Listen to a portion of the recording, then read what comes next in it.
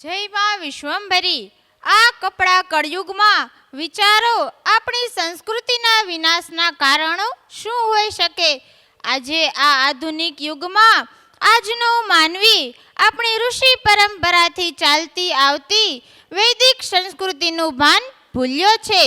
તમામ નર અને નારી આજે પૂર્ણ વસ્ત્રો છોડીને ટૂંકા વસ્ત્રો ધારણ કર્યા છે. તિલક વિનાનું ખાલી કપાળ હોય તો તેને આપણે અશુભ માનતા હતા. આજે એ જ આપણી વૈદિક સંસ્કૃતિના પ્રતીક સ્વરૂપ લાલ તિલક આપણી ઓળખ હતી એ ભૂલાઈ રહી છે. આ ફેશન અને વ્યસનના સમયમાં આપણને આપણી સંસ્કૃતિની કોઈ યાદ રહી જ નથી. આ આધુનિક યુગમાં આજનો માનવી શુભ પ્રસંગે અને બર્થડે પાર્ટીમાં સંસ્કૃતિ ઉજાગર થાય તેવા કાર્યો કરવાને બદલે દારૂ અને જુગારની મહેફિલ મનાવીએ છીએ. પ્રકૃતિના નિયમો ભૂલીને પ્રકૃતિને નુકસાન થાય તેવી રીતે હોશે હોશે ફટાકડા ફોડીએ છીએ અને વાતાવરણમાં ઝેરી ધુમાડો ફેલાવીએ છીએ. એટલે જ આ ધામના પ્રણેતા શ્રી મહાપાત્ર સમજાવે છે કે શુભ પ્રસંગે અને બર્થડે હોય ત્યારે કોઈ એક વૃક્ષ વાવી તે વૃક્ષનું પૂરી રીતે જતન કરીને પ્રકૃતિને શણગારીએ અને પ્રકૃતિના ઋણમાંથી મુક્ત બનીએ. આપણી પરંપરાગત વિધિઓ ભૂલી રહ્યા છીએ. આધુનિકતાના નામે સાંજે વહેલા સૂઈને સવારે વહેલા ઉઠવાની પ્રથા પણ છોડી દીધી છે.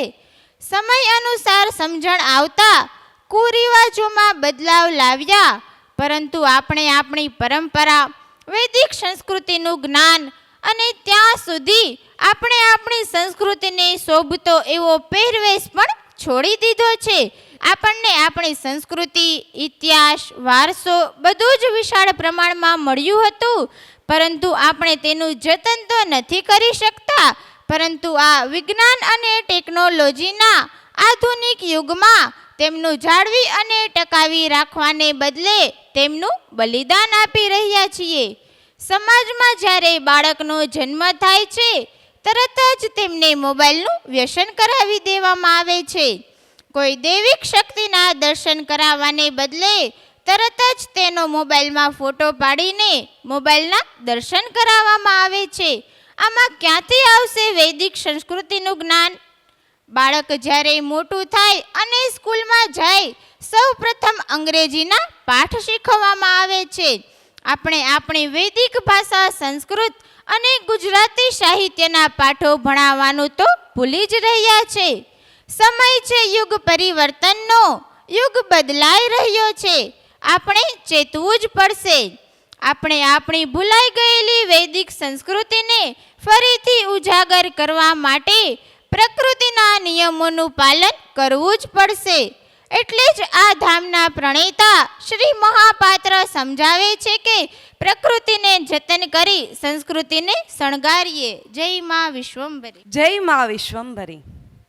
ચાલો, આજે આપણે દરરોજ જે વસ્તુ કરતા હોઈએ, હું મારી જ વસ્તુમાં બધું ધ્યાન રાખું, મારો આ સંબંધ, મારી આ વસ્તુ, મારી તે વસ્તુ, ક્યારેય આપણે આ બધામાંથી બહાર જ નથી નીકાળ્યા. ચાલો આજે બધા જ તારને કટ કરીએ અને આપણે એક નજર આપણી આજુબાજુમાં રહેલી માનું કેટલું શ્રેષ્ઠ સર્જન એટલે કે પ્રકૃતિમાં એક નજર કરીએ. ક્યારેય વિચાર કર્યો કે સૂરજ એના સમયે રોજે ઉગે છે, બધા જ આખા પૃથ્વી પર એનો પ્રકાશ પાથરે છે અને એનો સમય થાય ત્યારે તે આથમી જાય છે. કેટલા વર્ષોથી, કેટલા કાળથી આજ એ દરરોજ કરે છે. જ્યારે આપણે જો તો મારે આજે આ કામમાં આ નહીં થાય, મારે નિયમિતતા નહીં જળવાય કારણ કે મારું આ કામ આવી ગયું કે મારું તે કામ આવી ગયું. ચાલો ચંદ્ર ઉપર નજર કરીએ. રોજે ધીમે ધીમે ધીમે ધીમે વધતો જશે અને એક દિવસ સંપૂર્ણ પૂર્ણિમાનું સ્વરૂપ ધારણ કરી લેશે.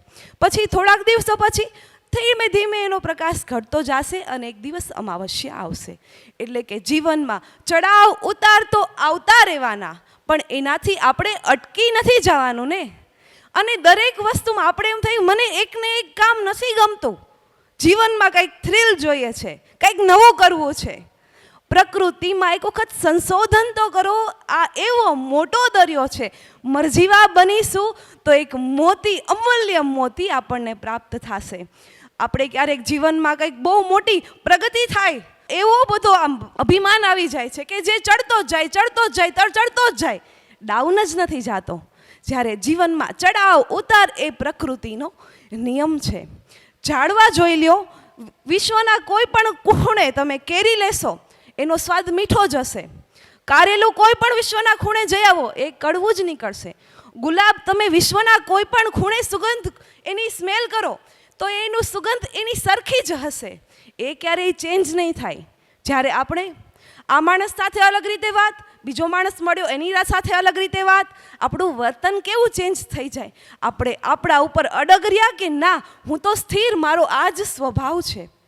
નહીં ને, આ જમીન જેના ઉપર આપણે ખાડો ખોદતા પહેલાં એક સેકન્ડ પણ વિચાર નથી કરતા. આપણે ક્યારેય વિચાર્યું કે એ ખાડો જમીનને પાછો પૂરવામાં કેટલા વર્ષો વીતી જાય છે? ક્યારેય વિચાર નથી કર્યું. છતાં પણ આજે એ જમીનમાં તમે એક બીજ વાવો, તમને અઢળક કરીને દેશે. ક્યારે એને એવું ન કીધું કે મારી અંદર તે ખાડા પડ્યા ને તો હું આજે નહીં આપું. આજે આપણું કોક ખરાબ કરી જાય, કોક આપણને કંઈક છેતરી જાય તો આપણે એને આપણે કન્ટિન્યુ લીધે જ રાખીએ. આપણે એમાંથી શીખ મેળવી અને આગળ નથી વધતા, પણ એ ભાર આપણે ઉપર લઈને જ ફરીએ છીએ. તો વિચાર આવે કે આ બધું આટલું બધું સતત કેમ? ભગવાન શ્રી રામ આવ્યા ત્યારે સૂર્ય હતો, ચંદ્ર હતો, પહાડો હતા, ઝરણા હતા, બધું જ હતું. શ્રી કૃષ્ણ આવ્યા, ઝાડ, પવન બધું જ હતું એ સમયે પણ, સૂર્ય, ચંદ્ર. આજે શ્રી મહાપાત્ર આવ્યા, સૂર્ય છે, ચંદ્ર છે, પહાડ છે, ઝરણા છે, બધું સતત છે. કેટલા કાળથી આ સતત છે. તો આ બધું શું હશે? તો કે આ બધા છે પ્રકૃતિના નિયમો.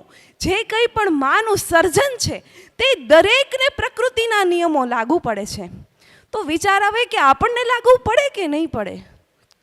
અરે આપણે કોનું સર્જન? આપણે વિશ્વ વિધાતા માનું સર્જન, તો આપણને તો પ્રકૃતિના નિયમો લાગુ પડે જ ને. તો આપણને કેમ અત્યાર સુધી ક્યાંય દેખાયા નહીં આ પ્રકૃતિના નિયમો? કે પ્રકૃતિમાં ક્યારેય નજર કરવાનું મન કેમ ના થયું? તો કે જ્યારે આપણો જન્મ થયો ત્યારે મા શક્તિએ આપણને કોઈ હેતુથી માયા પૃથ્વી ઉપર જન્મ આપ્યો હતો અને એ તાર સીધો જોડાયેલો છે. પણ આપણે પૃથ્વી પર આવ્યા પછી આ સંબંધ, આ કામ, આ પૈસો, મારું આ કામ, એમાં એટલા બધા તાર આપણે જોડી લીધા અને એમાં જ અટવાયા રહ્યા અને ઉપરનો જે સીધો તાર છે એ આપણે ભૂલી ગયા. તો હવે આપણને આ આટાઘૂંટીમાંથી બહાર કોણ કાઢશે? એના માટે કોણ જોઈએ? તો કે અનુભવી માર્ગદર્શક જોઈએ.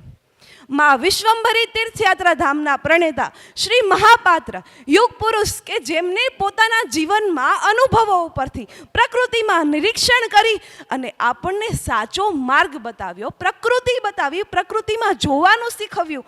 જીવનની કોઈ પણ ક્ષણ, કોઈ પણ તકલીફ આપણે પ્રકૃતિમાં સંશોધન કરીએ તો આપણને એનું હલ મળી જ જાય છે. એ આપણને કેવી રીતના ખબર પડી? શ્રી મહાપાત્રે બતાવ્યું, કેમ કે પોતે એ જીવનમાં ઉતારેલું છે, એમને એ સમજેલું છે, એટલા માટે આજે આપણને એમને આપ્યું. અત્યાર સુધી બધાએ શરીરનો કેમ ઉદ્ધાર કરવો, મારા સંબંધોનો કેમ ઉદ્ધાર કરવો, મારે પૈસા કેમ કમાવાને, એ જ બધાએ બતાવ્યું. કોઈએ ક્યારેય જીવાત્માનો ઉદ્ધાર કેમ કરવો, એ તાર જે જોડાયેલો છે એને કેમ પાછો યાદ કરવો ને, એ ક્યારેય કોઈએ ના બતાવ્યું. કારણ કે બધાય આપણે આમાં આટાઘૂંટીમાં જ છીએ. જ્યારે એ સીધું જોડાણ તો શ્રી મહાપાત્રએ જીવાત્માનો ઉદ્ધાર કરીને જોયું છે, અનુભવ્યું છે, સંશોધન કર્યું છે, ત્યારે આપણને સીધું બતાવ્યું. આપણે પ્રકૃતિની વચ્ચે જ રહીએ છીએ, છતાંય પ્રકૃતિમાં ક્યારેય ધ્યાન ન ગયું. કેમ કે આપણે એક ચોકીદારને બધી માલિકી સોંપી દીધી છે આપણી, લે તારે જ બધું કરવાનું. કેવી રીતે? એક સ્કૂલમાં જવું છે તો બારે જ આપણે ગેટ ઉપર જે ચોકીદાર બેઠો છે ને એને આપણે કહીએ છીએ કે ભાઈ સ્કૂલ ખુલ્લી છે? ના, આજે તો રજા છે. બીજે દિવસે જાય છે, ભાઈ આજે સ્કૂલ ખુલ્લી છે? ના ભાઈ રજા જ છે. હવે ચોકીદારને ખબર હોય કે અંદર બેઠેલા ખુરશી ઉપર પ્રિન્સિપાલને ખબર હોય કે સ્કૂલ ચાલુ છે, બંધ છે, કે શું કંઈક બીજું કાર્ય ચાલે છે? નહીં. આજે આપણે ચોકીદાર એટલે કે આપણું મન, આપણા મનને આપણે એવું બધું હેન્ડલિંગ સોંપી દીધું છે કે આપણે બુદ્ધિ એટલે કે જે દરેક ક્ષણે આપણને સાયરન આપે જ છે કે નહીં આ વસ્તુ ખોટી છે, તું આ ખોટું વસ્તુ ના કર, છતાં પણ આપણે એ મનનું જ સાંભળીએ છીએ અને બુદ્ધિને ક્યાંક સાઈડમાં મૂકી આવ્યા છીએ. તો આ બુદ્ધિને આપણે ઉજાગર કરીએ, મનને શાંત કરી બેસાડી દઈએ, જેથી આ આટા ઘોટીવાળા જેટલા તાર છે ને એ એકના એક દિવસ તો ખબર છે કે તૂટવાના જ છે. કોઈ રીતે કાં કોઈ ઝઘડામાં ગમે ત્યારે તૂટવાના છે. છેલ્લે ન તૂટ્યા એન્ડ સમયે એટલે કે મૃત્યુના સમયે તો બધા તૂટી જવાના છે. એક જ તાર રહેશે. કયો તો કે માં સુધીના જોડાણનો જે તાર છે એ એક જ તાર રહેશે. તો આ બધા તાર ભૂલી મનને સાઈડમાં બેસાડીએ અને બુદ્ધિને આપણે કાર્યરત કરીએ અને આ જીવને માં સુધી પહોંચાડીએ.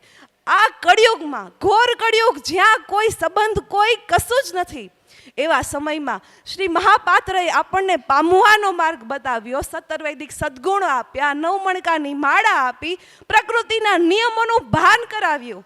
એ આવ્યા છે, છેલ્લી તક છે. તો આ તકને ઝડપી લઈએ અને પામી જઈએ. જય મા વિશ્વંભરી.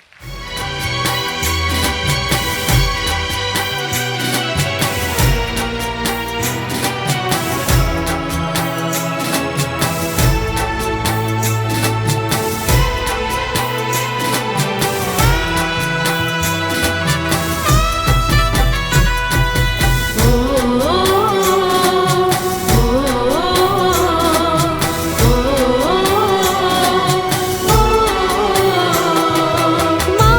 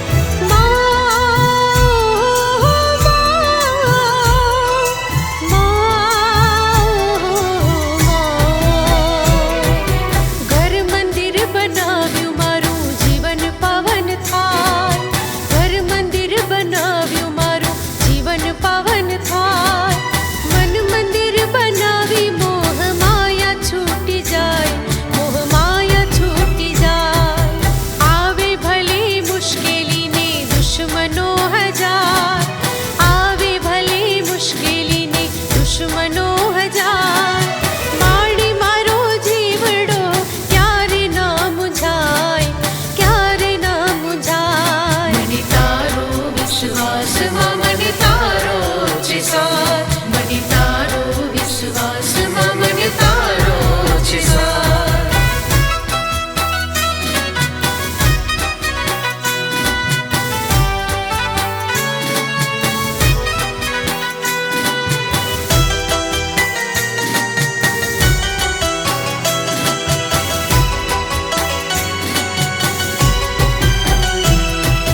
સગાવાલા પરિવાર ભલે વેરી થાય, સગાવાલા પરિવાર ભલે વેરી થાય, સંકટ સમયમાં મને તારો રે સંગાત, તારો રે સંગાત. આવે ભલે મુશ્કેલીને દુશ્મનો હજાર, આવે ભલે મુશ્કેલીને દુશ્મનો હજાર, માડી મારો જીવડો ક્યારે ના મુંજાય, ક્યારે ના મુંજાય. મને તારો વિશ્વાસમાં મને તારો છે સાથ, મને તારો વિશ્વાસમાં મને તારો છે સાથ.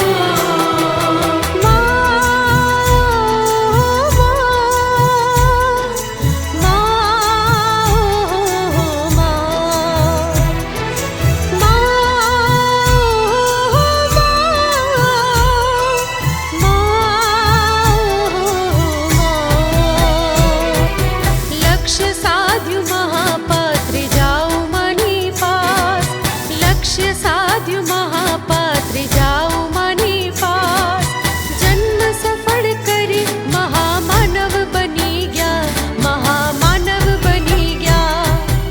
આવે ભલે મુશ્કેલીને દુશ્મનો હજાર, આવે ભલે મુશ્કેલીને દુશ્મનો હજાર, માડી મારો જીવડો ક્યારે ના મુંજાય, ક્યારે ના મુંજાય. મને તારો વિશ્વાસમાં મને તારો છે સાથ, મને તારો વિશ્વાસમાં મને તારો છે સાથ. જય માં વિશ્વંભરી. સમય, તબિયત અને સંબંધ આ ત્રણ ઉપર કિંમતનું લેબલ નથી હોતું, પરંતુ જ્યારે આપણે તેને ગુમાવી દઈએ છીએ ત્યારે તેની સાચી કિંમત સમજાય છે. સમય એ બ્રહ્માંડની સૌથી મૂલ્યવાન વસ્તુ છે. સમય હંમેશા ચાલતો રહે છે, તે ક્યારેય કોઈની રાહ જોતો નથી. તમે સમય સાથે કોઈ પણ વસ્તુની તુલના કરી શકતા નથી. દરેક કાર્ય સમયમાં પૂર્ણ થવું જરૂરી છે. સમય ગુમાવવો એ વિશ્વની સૌથી ખરાબ બાબતોમાંથી એક છે. સમય ગુમાવીએ તો આપણું જીવન અને આપણું ભવિષ્ય નષ્ટ થઈ શકે છે. સમય કિંમતી છે, તે ખજાનો છે, છતાં આપણે તેને અર્થહીન પ્રવૃત્તિઓમાં મૂર્ખતાપૂર્વક વેડફીએ છીએ. આયુષ્ય ક્ષણ એકોપી સર્વરત્નેન ન લભ્યતે નિયતે સવૃથાયેન પ્રમાદઃ સુમહાનહો. અર્થાત બધા કિંમતી રત્નોથી પણ કિંમતી જીવન છે, જેનો એક પણ ક્ષણ પાછો મેળવી શકાતો નથી. તેથી તેને ફાલતુ કાર્યોમાં ખર્ચ કરવો બહુ મોટી ભૂલ છે. કહેવાય છે કે મુખમાંથી નીકળી ગયેલ શબ્દ, ધનુષ્યમાંથી છૂટી ગયેલ બાણ અને જીવન યાત્રામાંથી વહી ગયેલ સમય કદી પણ પાછો આવતો નથી. જો ધન, દોલત કે સંપત્તિ ચાલી જાય તો તેને ફરી પ્રાપ્ત કરી શકાય છે, પરંતુ વહી ગયેલ સમય કદી પણ પાછો આવતો નથી. સમય નિયતિ છે, તે ઇતિહાસ છે, તે સંસ્કૃતિ છે. સમયની બહાર કંઈ નથી. લોકોને સુખ, સમૃદ્ધિ, પ્રસિદ્ધિ જોઈએ છે, પરંતુ તે થોડા જ લોકો પાસે છે, કારણ કે તેઓ સમયની કિંમત જાણે છે. સમય એ તક છે. જો તે હાથમાંથી સરકી જાય તો તે ફરી ક્યારેય મળી શકશે નહીં. સમય કાયમ છે. આપણે સમયને જન્મ, વૃદ્ધિ અને મૃત્યુ તરીકે ઓળખીએ છીએ. તેથી તેનો સંપૂર્ણ ઉપયોગ કરી શકાય અથવા તો મૂર્ખતાપૂર્વક ખર્ચ કરી શકાય. આપણે સમયનો ઉપયોગ કેવી રીતે કરવો તે આપણા હાથમાં છે. આજે આપણે ઇન્સ્ટાગ્રામ, ફેસબુક, ટ્વિટર જેવી સોશિયલ મીડિયાને વધુ સમય આપી રહ્યા છે, જે આપણી જીવનની પ્રગતિ કરવામાં અવરોધરૂપ બને છે. આજે આપણે સમય સાથે જીવીએ છીએ, સમય સાથે ઉછરીએ છીએ અને સમય સાથે મરીએ છીએ. આજે આપણા ઇતિહાસમાં એવા ઘણા મહાન પુરુષો થઈ ગયા જેણે સમયનો શક્ય તેટલો શ્રેષ્ઠ ઉપયોગ કર્યો છે, કારણ કે તેઓ સમયની કિંમત જાણે છે. તેઓ જાણે છે કે દરેક મિનિટ તેમના માટે મૂલ્યવાન છે. તેથી તેઓ સમયની રેતી પર તેમના પગલાંની છાપ છોડી દે છે. કહેવાય છે કે સમય અને ભરતી ક્યારેય કોઈની રાહ જોતા નથી. એક વખત વહી ગયેલ સમય કદી પણ પાછો આવતો નથી. પરંતુ આજે આપણે ઇતિહાસમાં પાછળ જોવાની જરૂર નથી, કારણ કે આજે આપણી સમક્ષ એવા જ મહાન પુરુષ કર્મયોગી શ્રી મહાપાત્ર આપણને મળ્યા છે, જેમના જીવનમાં જોઈએ તો જાણી શકીએ કે તેઓ સમયનો સદુપયોગ કેવી રીતે કરે છે.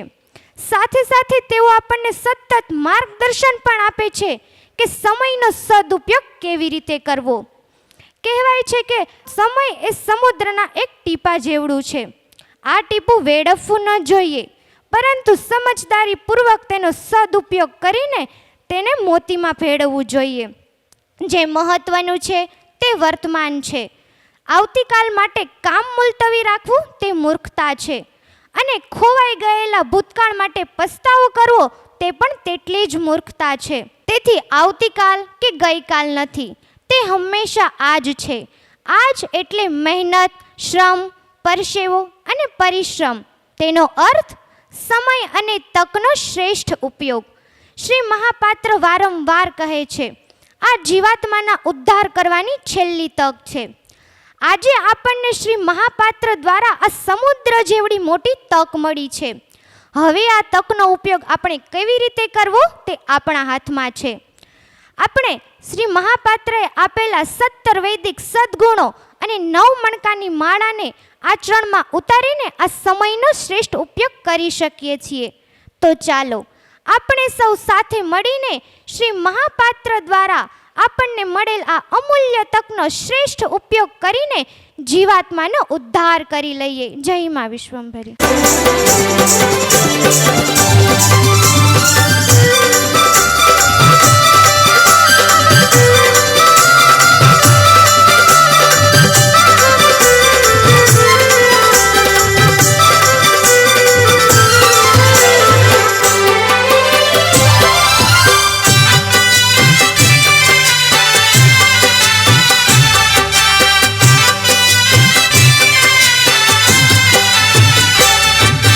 જળહળ જળું બે માં જ્વાળા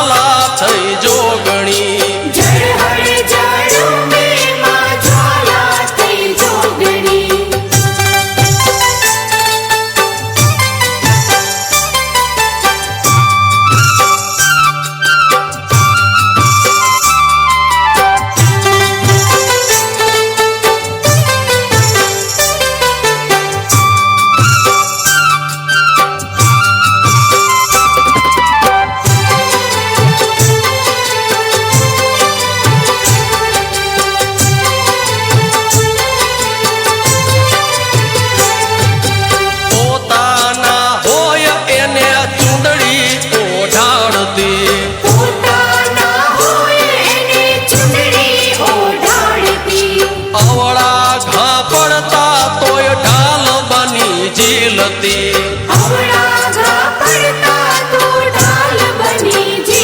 એ દુષ્ટોને મારીને ભોયમાં ભંડારતી દુષ્ટોને મારીને ભોયમાં ભંડારતી જળહળ જડુંબે માં જ્વાલા થઈ જોગણી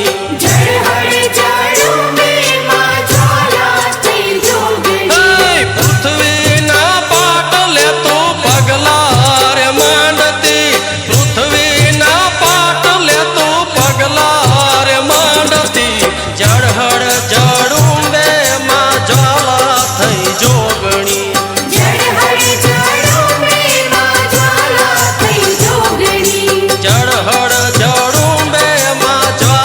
થઈ જોગણી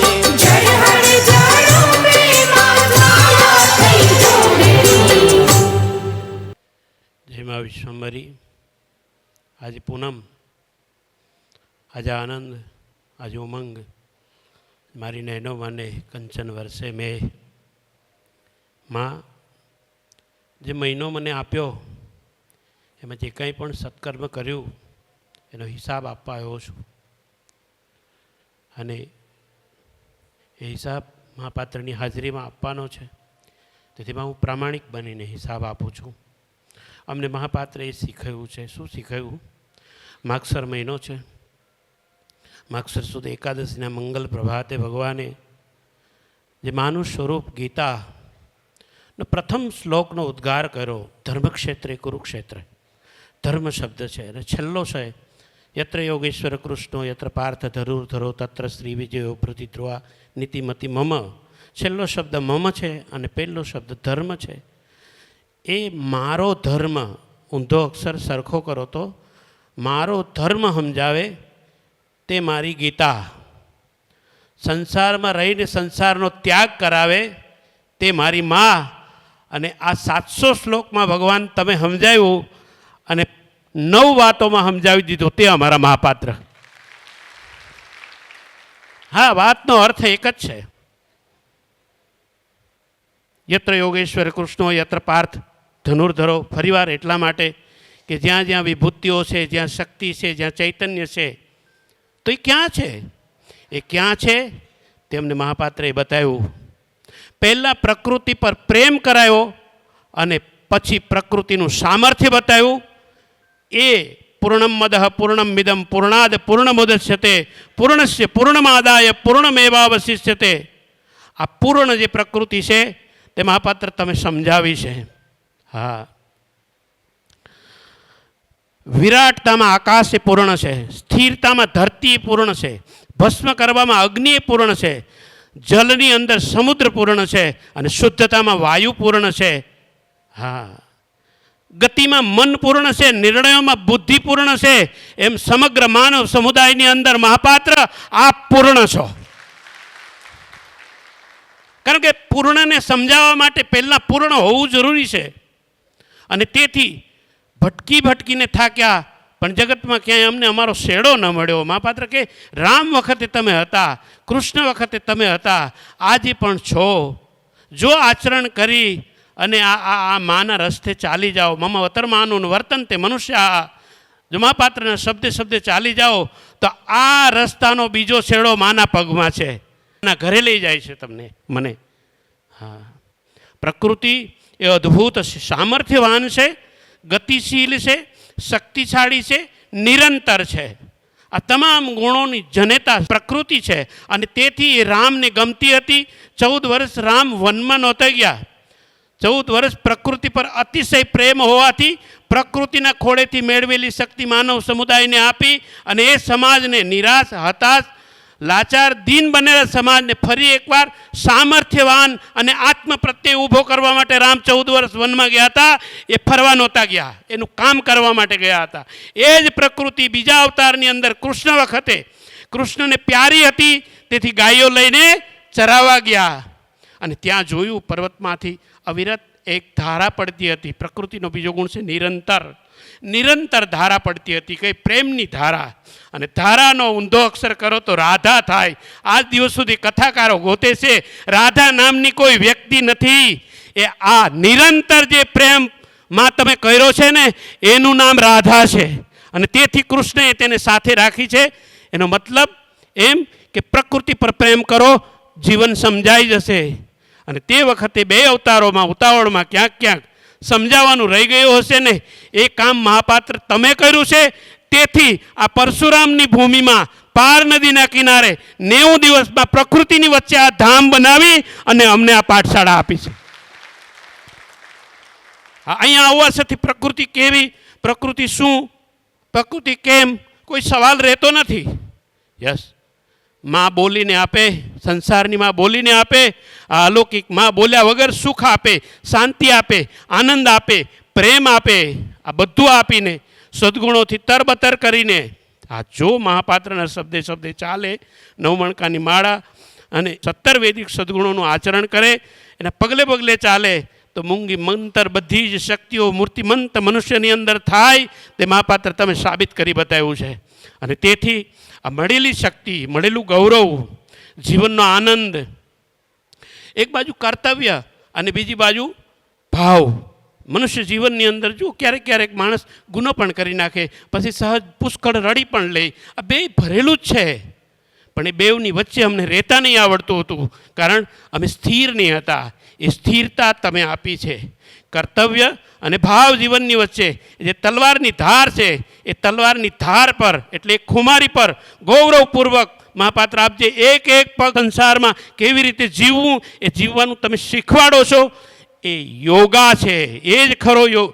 અને તેથી સમત્વ યોગ ઉચ્ચતે, ગીતામાં કીધું છે. તો સમત્વ એ યોગ હવામાં પણ કેવી રીતે જીવી શકાય, ધરતી પર કેવી રીતે જીવી શકાય, પાણીમાં કેવી રીતે જીવી શકાય, આ બધું જ જીવવાની એક ઉત્કૃષ્ટ કળા અને જીવન પ્રત્યે જોવાનો જે એક ચોક્કસ પ્રકારનો દ્રષ્ટિકોણ છે, એ મહાપાત્ર તમે અમને આપ્યો છે. એનો આનંદ છે. માં તમારા જેવી જ શક્તિ, મૂર્તિબંત એવા હાથ, એવી આંખો, એવા જ વાળ, એવા કપડાં, હા, એટલું સુંદર મનુષ્ય જીવન અમને આપ્યું છે કે આ એક ગાડી નવી નીકળે તો 2 વર્ષમાં એની પેટર્ન બદલાઈ જાય, 3 વર્ષમાં એના કેટલાય મોડિફિકેશન થઈ જાય, પરંતુ એક મનુષ્યનું શરીર એવું બનાવ્યું છે, યુગોથી બનાવ્યું, કોઈ ફેરફાર નહીં, કોઈ ફેરફાર નહીં. આ પ્રતિકૃતિ બનાવી છે. અને માં તમે અમારા પર જે અવિરત પ્રેમ કર્યો છે, એ જે ધારા વહે છે, એ એણે જતી હતી, એ સમજાવવા માટે મહાપાત્ર આવ્યા છે. અને એ અમૃત, અદ્ભુત, અલૌકિક અને દેદીપ્યમાન આ ધામની અંદર કેટલી ઘટનાઓ અલૌકિક રીતે બને છે. આપણી ઝીણી નજર નહીં હોય, તેથી કદાચ નહીં દેખાતી હશે, અને થોડા દિવસથી દેખાતી થઈ છે. શું એ વિજ્ઞાન ત્યાં પહોંચી શકે ખરું? હા, 15 ફૂટ ઉપરથી અવિરત ધારા થાય, એ એક જગ્યાએ થાય. મહાપાત્રને મેં પૂછ્યું, મહાપાત્ર આવી કેટલી જગ્યાએ થાય છે? અને ત્યારે મહાપાત્રએ હસતા હસતા કીધું કે અનેક જગ્યાએ થાય છે, પણ જેમ જેમ તમારી દ્રષ્ટિ પવિત્ર થતી જશે તેમ તેમ દેખાતું જશે. આ છે, આ છે, આ આનંદ વ્યક્ત કરવા એ તમારા બાળકો આપના પગમાં બેસીને આગળનું જે જીવન છે શેષ, એને વિશેષ બનાવો. જય મા વિશ્વંભરી. જય મા વિશ્વંભરી. વતનની માટીની સુવાસને શ્વાસોમાં ભરી લઉં, વતનની માટીની સુવાસને શ્વાસોમાં ભરી લઉં, ને પછી એ માટીમાં મટીને માટીનું ઋણ ચૂકાવી દઉં. છે ધરા અનોખી આ મા વિધાતાની આજ, છે ધરા અનોખી આ મા વિધાતાની આજ, જીવન મારું ધન્ય બનાવી જીવાત્માનો ઉદ્ધાર કરી લઉં. આ આપણી પવિત્ર માતૃભૂમિ તત્વજ્ઞાન અને ધર્મની ભૂમિ છે, ત્યાગની ભૂમિ છે, ધર્મવીરોની જનની છે. આ અને માત્ર આ જ ભૂમિ ઉપર આપણા જીવનના આદર્શનો માર્ગ પ્રાચીન કાળથી માંડીને અત્યાર સુધી માનવ પાસે હંમેશા માટે સમક્ષ ખુલ્લો રહ્યો છે. અને એવી આ પાવન ધરા ઉપર એવા વીર પુરુષ, એવા યુગ પુરુષ સ્વયં શ્રી મહાપાત્ર આવ્યા, અને એમના 7 જન્મના કર્મના બળના પ્રતાપે તેમણે મહાશક્તિ માં તેજ સ્વરૂપ માં વિશ્વંભરીને પૃથ્વીલોક ઉપર ઉતાર્યા છે. અને ઇતિહાસમાં પહેલી વખત શ્રી મહાપાત્રએ પોતાની જન્મભૂમિના ઋણબંધનમાંથી મુક્ત થયા છે. જ્યાં એમનો જન્મ થયો તે ભૂમિને છોડીને આ વિશ્વ કલ્યાણના કાર્ય અર્થે એક ક્ષણ પર વિચાર કર્યા વગર આ રાબડાની પાવન ધરા ઉપર માત્ર ને માત્ર 90 દિવસની અંદર માં વિશ્વંભરી તીર્થયાત્રા ધામનું નિર્માણ કરીને આ જીવાત્માના ઉદ્ધાર કરવા માટેનો માર્ગ ખુલ્લો કર્યો છે. માતૃભૂમિનું ઋણ કદી આંકી ન શકું, શબ્દોથી મહત્તા એની ટાંકી ન શકું. રક્તથી રંગાયો છે માં ભૌમનો પાલવ, રક્તથી રંગાયો છે માં ભૌમનો પાલવ, એક માની વેદના કદી ઝાંકી ન શકો. એવી આ વીર વીરાંગનાઓની પાવનધરા ઉપર જો માતૃભૂમિનું ઋણ ચૂકવવું હોય તો શ્રી મહાપાત્રના આપેલા અમૃત વિચારોનું આચરણ કરવું પડશે. માં ભૌમ માટે, સત્ય માટે, ધર્મ માટે બલિદાન દેવા તૈયાર રહેવું પડશે. ત્યારે આ માતૃભૂમિનું ઋણ ચૂકવાશે. એવી શૌર્યતા, નિડરતા, ખુમારી, વીરતા જેવા ગુણોને આચરણમાં લાવવા પડશે. અરે મરવું તો દરેકને એક ન એક દિવસ છે, કારણ કે પ્રકૃતિનો નિયમ છે. જેનો જન્મ થાય છે તેનો મૃત્યુ તો નિશ્ચિત છે. તો પછી શા માટે માયકાંગલા જેવું જીવન જીવવું? અરે જીવન જીવવું હોય તો સિંહની એક ત્રાળે આ માતૃભૂમિમાં કંપન થવા લાગે એવું જીવન જીવવું જોઈએ. આજે શ્રી મહાપાત્ર હર એક ઘરમાં સવાર સાંજ માની આરતી ગુંજાવીને હર એક ઘર મંદિર બને એવો દિવ્ય પ્રયોગ આપીને હર એક ઘરમાં ધર્મની સ્થાપના થાય, હર એક ઘરમાં શિવાજી અને ઝાંસીની રાણી જેવાનો જન્મ થાય, તેના માટે યદા યદા હિ ધર્મસ્ય ગ્લાનિર્ભવતિ ભારત અભ્યુત્થાનમ અધર્મસ્ય તદાત્માનમ સૃજામ્યહમ પરિત્રાણાય સાધૂનામ વિનાશાય ચ દુષ્કૃતામ ધર્મ સંસ્થાપનાર્થાય સંભવામી યુગે યુગે. આ શ્લોકને ગુંજાવીને આજે માતૃભૂમિનું ઋણ ચૂકવવા માટેનો ડંકો વગાડી રહ્યા છે. જ્યારે શ્રી મહાપાત્રને માતૃભૂમિના ઋણ ચૂકવવા માટે આપણને શ્રેષ્ઠ વિચાર આપ્યા છે કે તેના માટે આપણે સૌએ શું કરવું પડશે, તો આપણે આપણી ફરજનું પૂરેપૂરું પાલન કરીને 17 વૈદિક સદ્ગુણોનું આચરણ કરવું પડશે. શ્રી મહાપાત્રને જે સત્ય મળ્યું છે એ સત્યમાં આપણે સૌ ભળીને અને એ જ સત્ય આખા વિશ્વમાં ફેલાવવું પડશે, સમાજમાં ફેલાવવું પડશે, કુટુંબમાં ફેલાવવું પડશે.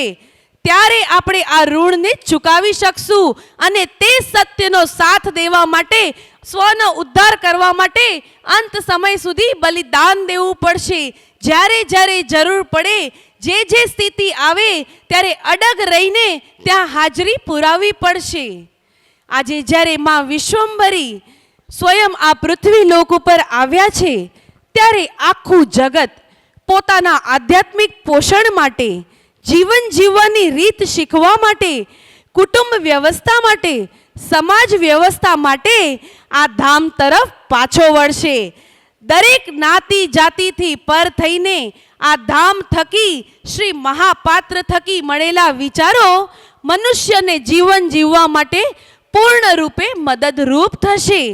અને ત્યારે શ્રી મહાપાત્ર કહે છે, જો મનુષ્યએ પોતાના જીવાત્માનો ઉદ્ધાર કરવો હોય તો માતૃભૂમિનું ઋણ ચૂકવવું પડશે અને 5 ઋણ બંધનમાંથી પણ મુક્ત થવું પડશે. ત્યારે જ આ જીવાત્માનો ઉદ્ધાર થશે. અને છેલ્લા હે મહાપાત્ર, અમારે સૌએ એટલું કહેવું છે કે સ્વયંના આધારે અને સત્યના અજવાળે ચૂકવશું અમે માતૃભૂમિનું ઋણ. સ્વયંના આધારે ને સત્યના અજવાળે ચૂકવશું અમે માતૃભૂમિનું ઋણ. વૈદિક ગુણોના સથવારે ને શિવાજીની તલવારે ચૂકવશું અમે માતૃભૂમિનું ઋણ. માં વિશ્વંભરીની હાકે ને શ્રી મહાપાત્રની ત્રાડે ચૂકવશું અમે માતૃભૂમિનું ઋણ. ધર્મ સ્થાપના કાજે શ્રી મહાપાત્રના વિશ્વાસે ચૂકવશું અમે માતૃભૂમિનું ઋણ. વૈચારિક ક્રાંતિના અજવાળે સૂરજની સવારે ચૂકવશું અમે માતૃભૂમિનું ઋણ આપ સૌની સાથે અને આપ સૌની સંગાથે. હે મહાપાત્ર, ચૂકવશું અમે માતૃભૂમિનું ઋણ, ચૂકવશું અમે માતૃભૂમિનું ઋણ. જય મા વિશ્વંભરી.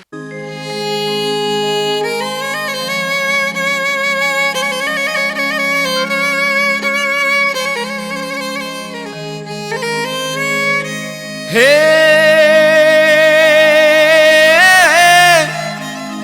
ઘડીના છઠ્ઠા ભાગમાં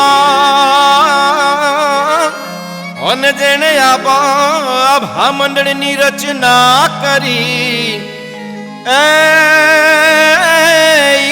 માને ઉતાર્યા આ અવની પર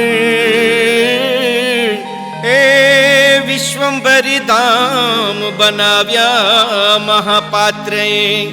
એ પણ ઈમાને ઉતાર્યા આ અવની પર હે વિશ્વંભરી ધામ બનાવ્યા મહાપાત્રે.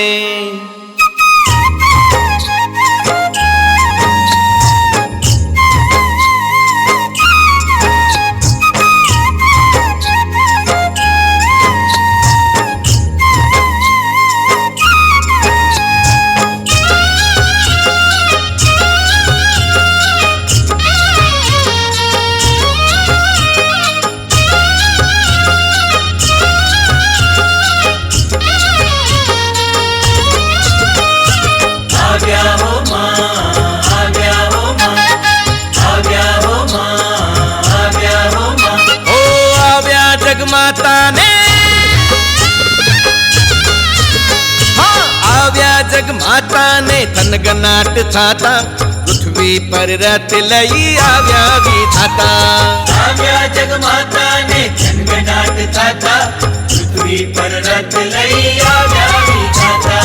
આવ્યા જગમાતાને થનગનાટ થાતા પૃથ્વી પર રથ લઈ આવ્યા વિધાતા. આવ્યા હો માં, આવ્યા હો માં, આવ્યા હો માં, આવ્યા હો માં.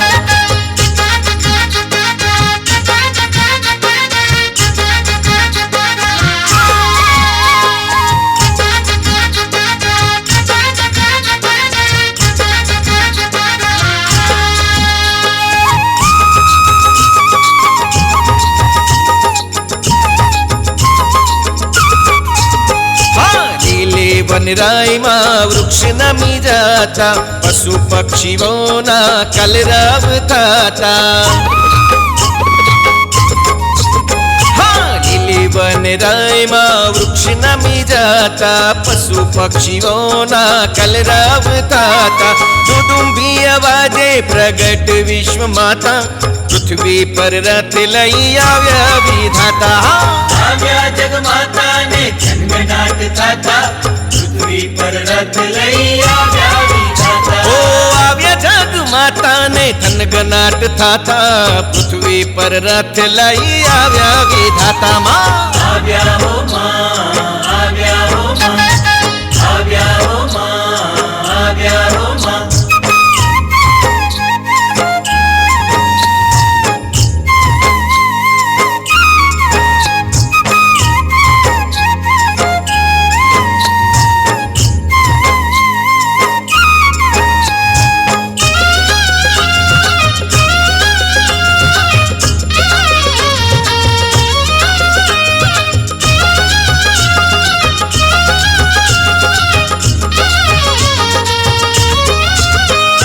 સૂર્યના તેજ તો ઝાંખા થતા ઝરણાના નીર તો થોભી રે જાતા.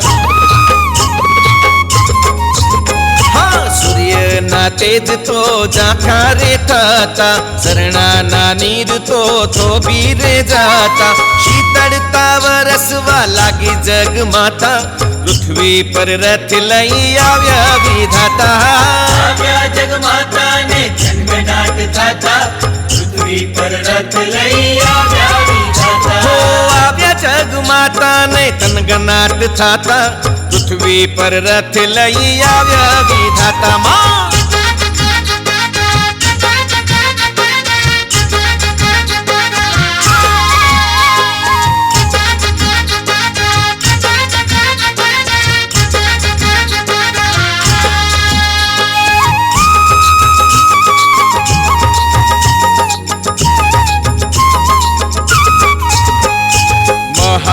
पात्र सामे उभा छे माता, पूछे पात्र आप कोण छो माता। हे महापात्र सामे उभा छे माता, पूछे पात्र आप कोण छो माता। सर्वे देवोनी हूँ छू एक माता, पृथ्वी पर रथ लई आव्या विधाता मां।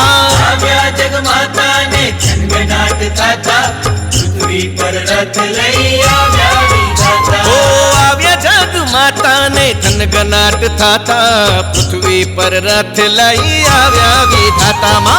આવ્યા હો માં, આવ્યા હો માં, આવ્યા હો માં, આવ્યા હો માં।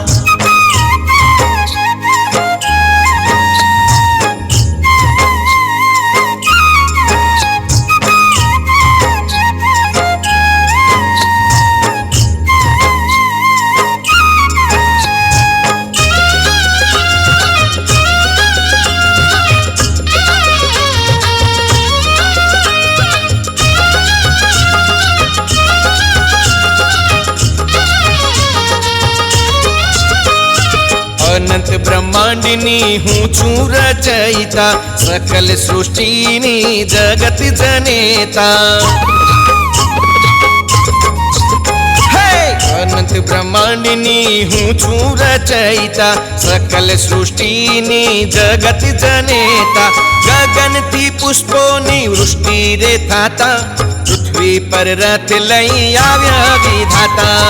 આવ્યા જગમાતા ને જન્મનાટ થાતા, પૃથ્વી પર રથ લઈ આવ્યા વિધાતા। हे आव्या जगमाता ने थनगनाट थाता, पृथ्वी पर रथ लई आव्या विधाता। આવ્યા જગમાતા ને જન્મનાટ થાતા, પૃથ્વી પર રથ લઈ આવ્યા વિધાતા। हो आव्या जगमाता ने थनगनाट थाता, पृथ्वी पर रथ लई आव्या विधाता। આવ્યા હો માં, આવ્યા હો માં, આવ્યા હો માં, આવ્યા હો માં, આવ્યા હો માં, આવ્યા હો માં, આવ્યા હો માં, આવ્યા હો માં। जय माँ विश्वम्भरी। श्री महापात्र कहते हैं मनुष्य जन्म मिला है मुक्ति पाने के लिए, लेकिन सर्वश्रेष्ठ मानव जन्म क्यों मिला है यह आज मनुष्य भूल गया है। मनुष्य को जन्म मरण के चक्र से बचने का सुंदर अवसर यह जीवात्मा को परमात्मा से मिलाने का यह अनमोल अवसर यह सिर्फ और सिर्फ मानव जन्म में ही होता है। कहने के लिए यहाँ कलयुग है, परंतु कली तो सृष्टि के निर्माण से ही है। कली का मतलब क्या है? कली का मतलब असुरी प्रवृत्ति। सुर और असुर के बीच में शुरू से ही युद्ध चलता आया है, चाहे वो समुद्र मंथन हो, श्री राम और रावण का युद्ध हो, या फिर श्री कृष्ण द्वारा कंस का वध हो। खाली युग बदलते आए हैं, कली नहीं, क्योंकि जहाँ अच्छाई हो वहाँ बुराई भी होती है, जहाँ काली रात हो वहाँ सुंदर सुबह भी होती है। इतनी सिंपल सी बात का मतलब हम समझ ही नहीं पा रहे हैं। चाहे जितनी भी कोशिश करें, आज तक सकारात्मक के ऊपर नकारात्मक की जीत नहीं हुई है, क्योंकि सत्य तो सत्य होता है, सत्य सनातन है। इसीलिए जितने भी संघर्ष आए झुकना नहीं चाहिए। श्री महापात्र के जीवन में भी उनको कई संघर्ष आए, लेकिन उन्होंने हिमालय समान अडग रहकर उसका सामना किया। मुक्ति पाने की इच्छा हर कोई रखता है, परंतु मुक्ति वही पाता है जो संघर्षों का सामना करके 5 ऋण बंधन में से मुक्त होकर बिना झुके अपने लक्ष्य तक पहुंच जाता है। जितना बड़ा लक्ष्य उतना बड़ा संघर्ष। जैसे बिना आग में तपे सोना कभी चमका नहीं है, बिना आग में तपे लोहा अपनी आकृति नहीं बदल सकता। वैसे ही संघर्षों से तपकर मनुष्य अपने लक्ष्य को आकृति नहीं दे सकता। श्री महापात्र साधारण व्यक्ति नहीं है, युग पुरुष कर्म योगी है, वे क्रांतिकारी है। समझो और जागो, आंखों में बसी मोह माया की पट्टी खोलो, सत्य को पहचानो, मिला हुआ मौका ना खोए। प्यासे को कुएं के पास जाने की जरूरत ही नहीं पड़ती, स्वयं गंगा घर आंगन में आए हैं, इसे पीकर इस भव सागर को पार कर ले। जैसे एक माँ अपने संतान को कभी भूखा नहीं रखती, वैसे ही कोई युग पुरुष यानी श्री राम हो, श्री कृष्ण हो या फिर आज श्री महापात्र हो, हर एक मनुष्य को मुक्ति पाने का रास्ता दिखा रहे हैं। हम सब सांसारिक जीवन की मोह माया के वश में आकर गांधारी बन गए हैं। हमारे अंधेपन की पट्टी खोलने के लिए ही तो श्री महापात्र आए हैं। तो हमारा कर्तव्य क्या होना चाहिए? अपनी मनोकामनाओं को लेकर गांधारी के जैसे आंखों में पट्टी बांधकर बैठना है, या श्री महापात्र का आचरण पकड़कर जागरूकता के साथ आगे बढ़ना है? स्वयं विचारिएगा। जय मां विश्वम्भरी। अब हम दोनों हाथ ऊपर करके 3